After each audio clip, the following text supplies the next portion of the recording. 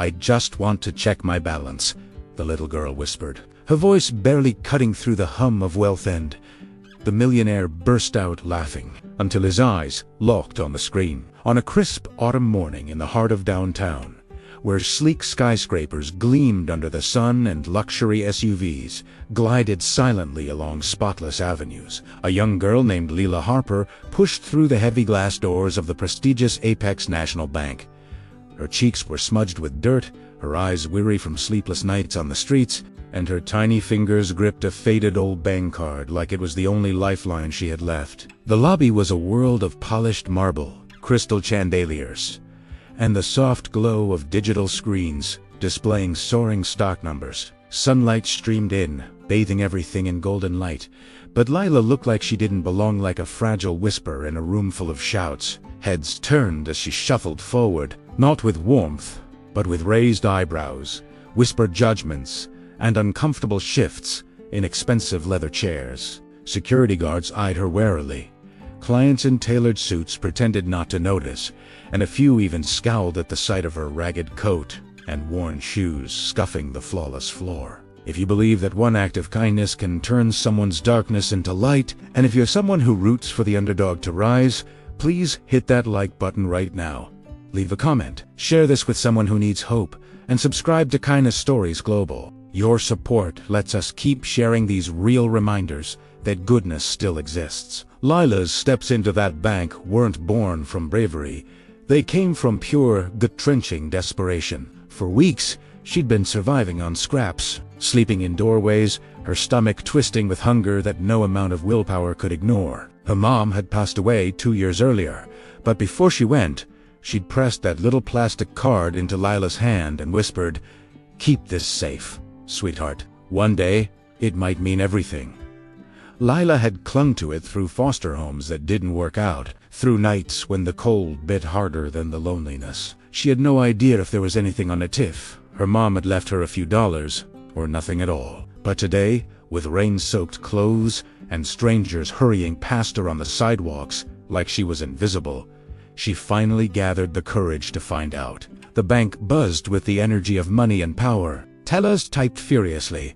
Advisors murmured about investments, and phones buzzed with deals worth millions. In the middle of it all, dominating a private corner booth, sat Ethan Blackwell, one of the city's most powerful finance tycoons. His deep laugh boomed as he joked with his team, a man who owned yachts, private jets, and an ego to match. Nothing fazed him. He thrived on control. Then he spotted Leila. She was at the main counter, timidly sliding her card toward a teller named Clara Voss, who hesitated, glancing at the girl's disheveled appearance. Whispers spread. Some customers looked concerned for a moment, but most just shifted uncomfortably or pulled out their phones to avoid eye contact. Clara, with a kind but cautious smile, realized this old card might need special access and gently lead Leila toward Ethan S., exclusive station to one with direct links to archived accounts. Leila didn't question it. She just followed, her heart pounding, desperate for any scrap of truth. Ethan watched her approach, his lips curling into an amused smirk. To him, this was absurd, a street kid interrupting his day. Eliane had buck chuckling to his advisors. "Can you believe this?" he muttered, loud enough for nearby ears. When Leila reached him, her small voice trembled. "Sir, I just want to check my balance. Please." The room seemed to quiet just a bit. Ethan took the card with exaggerated slowness, still grinning, shaking his head at the faded, scratched plastic. A homeless child asking a billionaire to check her account. It was almost comical to him. He inserted it into the terminal, expecting zeros, maybe a forgotten dollar or two. But the smile vanished in an instant. His face drained of color. He blinked, leaned closer, then double-checked the account details. His advisors crowded in, their casual smirks turning to wide-eyed stares. Clara gasped softly. The balance wasn't zero. It wasn't small. It was staggering, millions upon millions built from compounding investments over years. Lila's mother had worked as a caregiver at a quiet retirement home, where she'd tended to an elderly businessman named Harold Vance.